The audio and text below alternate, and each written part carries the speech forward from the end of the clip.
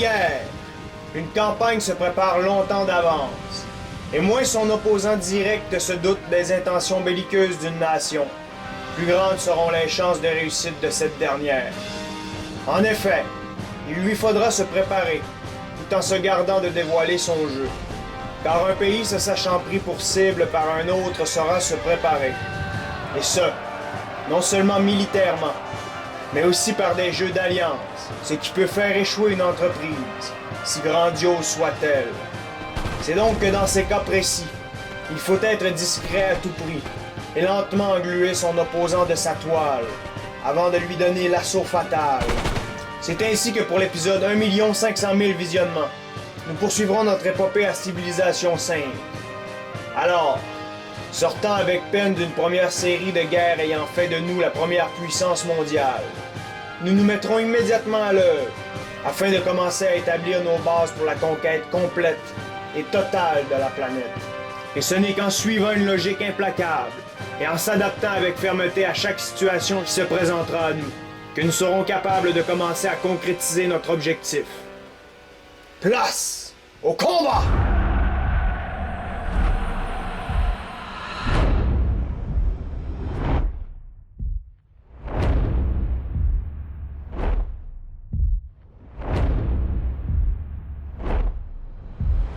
Et c'est donc qu'en cet épisode 1 500 000 visionnements, on peut enfin poursuivre notre épopée impériale, là où nous l'avions laissé lors de l'épisode 1 250 000 visionnements. Cependant, j'invite fortement les gens qui ne suivent pas la série depuis le début à accéder à la première partie en cliquant ici. Sinon, vous pouvez aussi accéder à la deuxième partie en cliquant ici, ou encore à la troisième partie en cliquant juste ici. Pour ceux qui ont déjà vu toutes ces parties, je vous invite donc à poursuivre là où on en était. Et c'est donc que selon moi, parmi les grands enjeux de cet épisode, il va y avoir notamment l'exploration des territoires que je ne connais pas encore, l'établissement de ma civilisation sur les îles situées sur le pourtour du continent occupé par Rome et par la Russie. D'autre part, en premier lieu, c'est sûr que je vais devoir passer par le redressement de mon économie, puisqu'actuellement, je suis totalement dans le rouge. Et aussi, bien sûr, il va y avoir le développement de technologies qui vont me permettre, éventuellement, si la chose se passe moins bien à ce niveau, d'avoir un avantage sur mes opposants. Et c'est donc en suivant quelque peu cette ligne de conduite que l'on peut poursuivre notre conquête. Je viens tout juste de faire ce que j'aurais dû faire il y a déjà un bon moment, et c'est la suppression d'un bon nombre de travailleurs qui drainait grandement mon économie. J'ai supprimé environ 6 unités de travailleurs, et dès lors, je suis redevenu dans le vert, et à partir de cet instant, mon économie est devenue florissante. Grâce à cela, je peux dès lors faire évoluer une unité de trirème en une unité de frégate, ce qui va me permettre d'explorer le monde plus rapidement. Car n'oublions pas que ces unités peuvent aller en eau profonde. Je viens de me lancer dans la construction de cette route à ce niveau-ci, histoire de relier ce qui était l'Empire américain à mon empire. Cette mesure devrait donc rendre ma population encore plus heureuse en reliant ces villes à ma capitale. En explorant les côtes romaines, je viens tout juste de découvrir une nouvelle merveille du monde, et il s'agit du mont Fuji, ce qui vient encore une fois de réduire le mécontentement de ma population de 1. Au nord-est de Rome, je viens de rencontrer une nouvelle cité-État, et c'est enfin la ville de Sidon, dont j'avais entendu parler un peu plus tôt par le biais de Florence. Enfin, en s'y attardant un peu, on peut vraiment voir que cette ville est extrêmement puissante, en ce sens qu'elle a visiblement 4 unités qui semblent être de très bonne qualité. Enfin, on voit 4 lanciers et une unité de cavaliers. Peut-être que plus tard, ça va être un bon parti que de s'allier avec cette ville. Je viens alors d'augmenter ma dernière unité de trière, qui est devenue de ce fait une unité de frégate. Je viens enfin de découvrir la poudre à canon, ce qui va me permettre d'augmenter grandement la puissance de mes unités. Alors que Rome est juste ici, je viens de découvrir la frontière nord de la carte, où se situe le royaume de Russie, et la ville la plus au nord à ce niveau s'avère Vladivostok. Entre Oslo et Florence, je vais tenter une attaque avec l'aide de ma frégate. C'est donc que je n'ai vraiment jamais testé cette unité.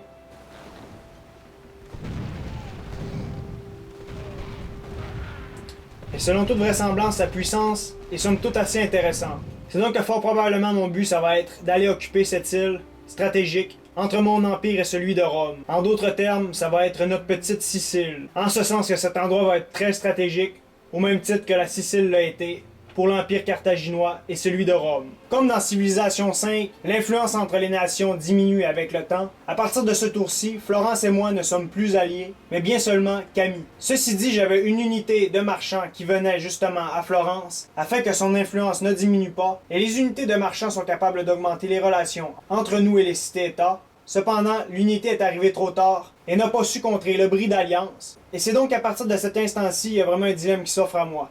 Est-ce que je veux que Florence redevienne mon allié, ce qui serait assez facile, mais Florence ne serait en réalité qu'un allié défensif. Mon autre choix, beaucoup plus alléchant, serait d'aller courtiser Sidon, afin que cette dernière devienne mon allié offensive. Cependant, pour l'instant, en regardant ses statistiques, on peut constater qu'elle est alliée actuellement avec la Russie. Malgré tout, je crois que je compte prendre le risque, et c'est donc que définitivement, je vais envoyer mon unité de marchand du côté de Sidon, afin qu'elle devienne éventuellement peut-être mon allié offensive dans un éventuel conflit contre la Russie. Et tout ça, c'est en espérant que sa relation avec les Russes s'amoindrisse bien rapidement. Puisque mon économie ainsi que le contentement de ma population va extrêmement mieux, je juge le moment mûr pour fonder une nouvelle ville, et celle-ci va être située grosso modo entre Bad Baileysburg et Nordhaven. Et comme je l'ai déjà mentionné, à la fondant ici, je vais être déjà en possession de cette mine d'argent. Je vais être à 1 d'une mine de gemmes, ainsi qu'à 1 d'une autre mine d'argent. Et c'est donc que je fonde cette ville. Et c'est donc que j'ai baptisé cette ville minière Bergen-Verkhof. Du côté de cette île, à mesure que j'annihilais les défenseurs du camp, d'autres unités venaient le défendre. Et c'est donc que je suis sur le point d'annihiler la 4e unité en tout. Et de ce fait, je vais donc pacifier l'île. Et voilà, la pacification est complétée. Afin de commencer à aller y occuper le terrain, j'y apporte une unité de lance-canons. Souvenez-vous de l'unité d'éclaireur que j'avais envoyée pour aller explorer les ruines à ce niveau-ci, ainsi qu'à ce niveau-ci. Il s'avère qu'en explorant une de ces ruines, elle a trouvé quelques armes, et cette unité a évolué en fait en unité d'archers. C'est donc qu'avec cette dernière, je m'apprête à attaquer ce petit camp barbare. Du moins, je compte l'harceler. Juste au cas où, dans la mission de mon marchand vers la ville de Sidon, j'ai assigné une caravelle à titre d'escorte pour ce personnage. Avec ces unités, je viens donc d'attaquer le camp, et si d'autres barbares ne réapparaissent pas d'ici le prochain tour, je devrais bientôt aller l'investir. Avec mes lance-canons, je vais alors commencer la conquête de l'île. Et c'est donc que je viens de découvrir 60 pièces d'or dissimulées dans les premières ruines. Du côté du camp barbare, ce que je craignais s'est donc produit. Il y a une unité qui est apparue, et c'est donc que je suis face à un dilemme. En effet, de ce côté-ci, c'est donc des arbalétriers, et moi je n'ai que des archers. Et ces derniers ne sont pas très bons contre les arbalétriers qui sont vraiment meilleurs que moi. C'est donc que plusieurs choix s'offrent à moi. Soit je recule à ce niveau-ci, en attendant peut-être du renfort incarné par mes frégates, soit que j'attaque directement ces unités, mais je ne pourrais visiblement que leur faire un quart de dommage, ce qui est vraiment peu alléchant.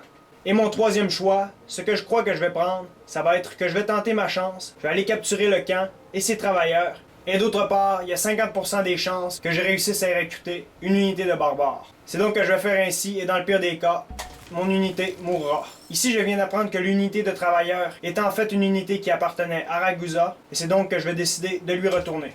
D'autre part, je me rends compte que je peux aussi attaquer cette unité, c'est donc que je vais le faire. À partir de maintenant, je crois que je vais être capable au moins de résister à une attaque de ces unités, bien qu'elles soient meilleures que moi. Catherine de Russie m'offre son alliance dans une guerre contre César Auguste, mais je crois sincèrement qu'il est beaucoup trop tôt, et mon économie est encore trop fragile, et d'autre part, et surtout, ma population n'est pas encore assez contente, et n'a pas encore assez confiance en moi, si on peut dire.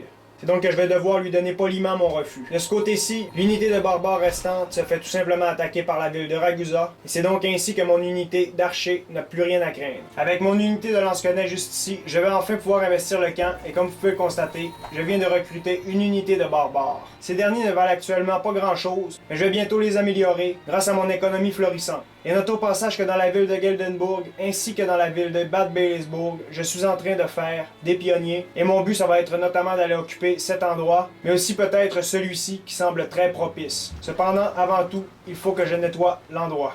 Et ça va être chose facile avec ma terrible frégate. Après plusieurs tours, ma mission, c'est-à-dire mon marchand, vient tout juste d'arriver sur le territoire de Sidon. Par contre, maintenant que je me suis renseigné sur les effets que pourrait procurer l'utilisation de cette unité, je crois sincèrement que la meilleure politique que je pourrais utiliser à ce propos serait l'attente. En effet, si j'utilise cette unité-ci, oui, la ville va me donner 500 pièces d'or, et oui, je vais éventuellement devenir son ami. Cependant, pour l'instant, je ne deviendrai pas immédiatement son allié, et comme les relations, par défaut, s'amenuisent avec le temps, je vais laisser attendre cette unité-ci durant plusieurs tours, jusqu'à ce que je sois prêt, Et quand le moment sera venu, je vais l'utiliser et alors je vais me faire 500 pièces d'or avec lesquelles je vais pouvoir augmenter ma relation qui va l'être déjà grâce à l'utilisation de cette unité. C'est donc ainsi que je vais pouvoir devenir l'allié de Sidon et je vais éventuellement pouvoir retourner cette force contre la Russie. Car pour l'instant, si je regarde bien les tableaux, la Russie est vraiment plus puissante que l'Empire romain de César Auguste. C'est donc ainsi qu'éventuellement, je compte utiliser ce dernier qui est plus faible pour m'aider à abattre cette dernière qui est plus forte. Avec mes unités d'archers qui étaient près de Ragusa, je les descends pour venir sur l'île qui est plus au sud. C'est donc que de ce côté-ci, l'île a vraiment l'air très intéressante côté ressources économiques. Et c'est pour cette raison que pour l'instant, je compte y faire le ménage et peut-être venir m'y installer avec mes pionniers. Du côté de l'île entre Oslo et Florence, je compte maintenant venir assaillir ce petit camp barbare en commençant par mes lance-quenins qui vont venir l'attaquer. Pour terminer le travail, je vais lancer dès lors mes barbares.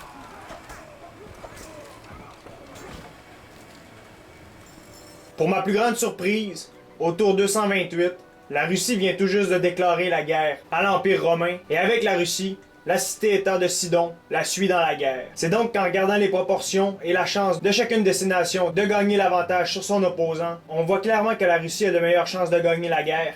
D'autant plus qu'elle est assistée d'une cité-État extrêmement militarisée, ce qui risque d'ajouter beaucoup de poids du côté de Catherine de Russie. Ayant tous les avantages du monde à conserver un statu quo relatif à ce niveau-ci, je crois que mon devoir c'est de venir aider Rome, et si je ne peux l'aider directement, en raison du fait que je ne suis vraiment pas prêt pour la guerre, notamment dû au fait que ma population est vraiment toujours très mécontente, et c'est donc que si je ne peux l'aider directement, je compte l'aider indirectement, et je vais bien sûr faire ça en brisant l'alliance entre la Russie et la cité-État de Sidon. C'est donc que je vais faire agir mon marchand. Et c'est donc qu'en faisant cela, je viens de gagner, comme je l'ai mentionné un peu plus tôt, 500 pièces d'or. Et d'autre part, je viens de significativement augmenter ma relation avec la ville de Sidon. En fait, pour l'instant, on n'est toujours pas alliés, mais on est devenus amis. Cependant, avec les 500 $ que je viens de gagner avec cette action, je vais l'investir en influence. Et c'est donc que dès lors, je suis devenu allié avec cette ville. Et par le fait même, elle n'est plus alliée avec la Russie. C'est donc qu'en agissant ainsi, je compte enlever un grand poids sur les épaules de Rome. Par le fait même, je compte vraiment garder un œil sur la situation, en envoyant notamment des bateaux à la frontière de ces empires. Pendant ce temps-là, dans ce camp, au sud-est de Ravenne, il n'y a plus que 2 arbalétriers que je compte annihiler avant de faire débarquer mes 2 troupes d'archers. Et voilà. Et à ma plus grande joie, ce qui est vraiment excellent pour mon parti, je viens de recruter une de ces troupes d'arbalétriers. Et c'est donc que dès lors, cette troupe est devenue ma troupe de tir à distance d'élite. Et en passant par pur hasard, justement, ce tour-ci, la totalité de mes villes me demandait de l'ivoire et la cité-État de Sidon en a. Et en devenant son allié, c'est donc qu'elle va partager ses ressources avec moi. Et c'est donc ainsi que la totalité de mes villes vont dès le prochain tour voir cette demande comblée, ce qui devrait me donner un bonus au niveau de la croissance des villes. Observons maintenant ce qui se passe du côté de la guerre russo-romaine. Cette fois-ci, j'ai donc une caravelle de ce côté-ci et une frégate qui approche. Alors voyons voir ce qui se passe. Alors comme on peut voir, à droite, les Russes entrent en territoire romain, alors qu'à gauche, ce sont les Romains qui approchent davantage du territoire russe. Ce que je suis en train de constater, c'est qu'en devenant allié avec Sidon, cette cité-État n'a pas pour autant fait la paix avec Rome. Mais cependant, comme je l'ai dit plus tôt, un des résultats de cette alliance a été que ça a brisé l'alliance avec la Russie, et par le fait même, la cité-État de Sidon ne peut plus passer en territoire romain pour venir l'attaquer. En passant, fait important aussi pour la guerre, la ville de Néapolis a tombé aux mains des Russes. Fait assez impressionnant, il y a un camp barbare qui vient d'apparaître en plein centre de mon empire. C'est donc que c'est probablement un peuple perdu en haute mer qui est venu s'installer ici en croyant qu'il aurait une chance de proliférer. Malheureusement pour eux, la chose va se produire autrement. Pressentant le désastre qui est en train de se profiler du côté de Rome, j'ai décidé de commencer à y envoyer des unités pour venir l'assister. Et c'est donc ainsi que je compte envoyer 4 ou 5 unités militaires afin de les envoyer dans Sidon et par la suite déclarer la guerre à la Russie. Mais préalablement, bien sûr, je vais m'allier avec Rome. Cependant, pour l'instant, pour ne pas éveiller de soupçons, je couvre mes intentions. De ce côté-ci, en explorant les ruines, mon unité, qui était initialement une unité d'éclaireurs et qui était devenue une unité d'archers à la suite de la découverte de certains équipements dans une autre ruine, vient de réitérer cette première action et c'est ainsi qu'ils sont devenus des arbalétriers. De ce côté-ci, il y a une sortie de la part des barbares dans le camp, mais je vais les repousser. Pour mon plus grand plaisir, la cité-État de Sidon et Rome ont signé une paix. C'est donc que ça ne change pas grand-chose puisque le contact ne s'est jamais établi entre ces deux nations, mais néanmoins, ce fait enlève certainement un poids sur les épaules de Rome. Au lieu de directement attaquer ces unités-ci, je vais aller immédiatement couper la racine du mal en allant abattre leur camp. Pour vous donner une petite idée de ce qui se rend en territoire romain pour l'assister dans la guerre, il y a notamment cette unité d'arbalétriers destinée à passer par ici. Il y a aussi une unité de lance-quenets destinée à aller directement par ici. Il y a une unité de chevaliers qui va aller directement à Sidon elle aussi. Une unité de longswordsmen qui va aller directement elle aussi à Sidon. Et enfin, je compte apporter un autre renfort de cavalerie incarné en cette unité. De ce côté-ci, je vais abattre cette unité avec la ville. Observons une fois de plus ce qui se trame dans la guerre russo-romaine.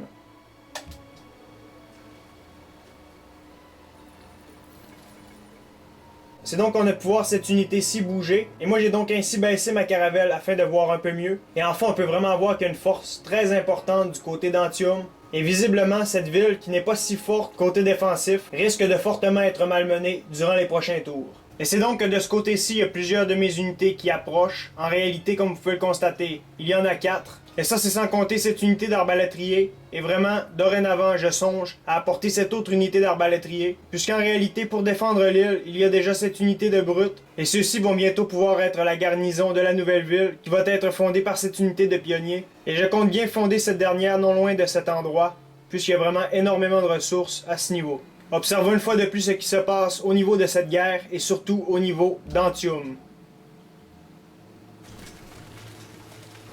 Voyez la ville comment elle se fait entourer et en plus il y a des catapultes et il y a visiblement de fortes chances qu'elle ne survive pas ce tour-ci.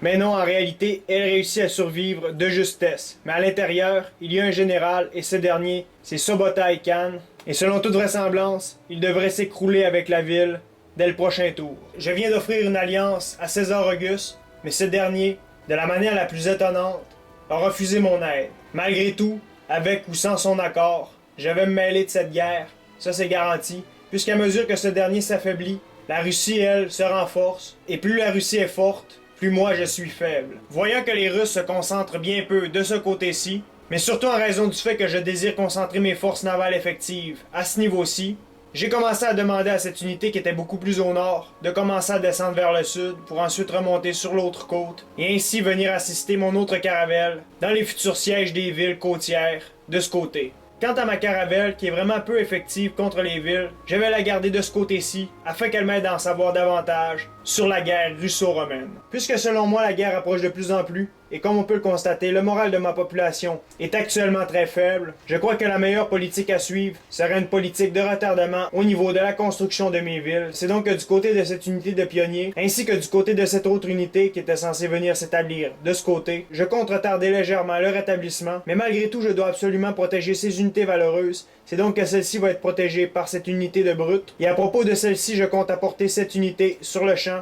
au niveau de cette île. En passant, je tiens à vous rappeler un fait, même si Rome n'a pas accepté mon alliance, lors du premier contact à vie que j'ai eu avec Rome, cette nation, dans notre premier échange, m'a ouvert ses frontières. Et c'est donc qu'avec cette unité, je vais pouvoir aller explorer ce qui en est au niveau de la guerre contre la Russie. C'est donc qu'en quelque sorte, cette unité va agir un peu en tant qu'espion. Voyons voir maintenant si la ville d'Antium va tomber aux mains des Russes.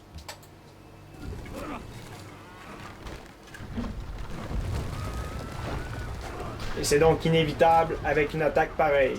Bien que je ne construirai pas la ville immédiatement avec ces pionniers, je ne tiens pas à garder mes unités oisives, et c'est donc pour cette raison que chacune de ces unités de travailleurs va avoir pour mandat d'assécher ces marais. Et ça c'est dans le but bien sûr d'un côté de rendre l'île plus habitable, mais surtout pour y faciliter les voies de communication futures. Et c'est donc à ce stade-ci la ville de Cume est vraiment en très piteux état, et probablement que le prochain tour, elle va tomber. Ma caravelle qui était à ce niveau-ci est dorénavant de ce côté-ci. La ville de Sidon vient tout juste de me donner une unité de trébuchets. Et si je compte cette nouvelle unité de trébuchets, cette unité-ci et cette unité-ci, cela me fait en tout 3 unités à portée de la ville de Yaroslav. Et ça, c'est sans compter ma frégate. C'est donc qu'en raison de l'état de la guerre russo-romaine, je compte maintenant précipiter mon attaque et attaquer l'Empire russe dès maintenant.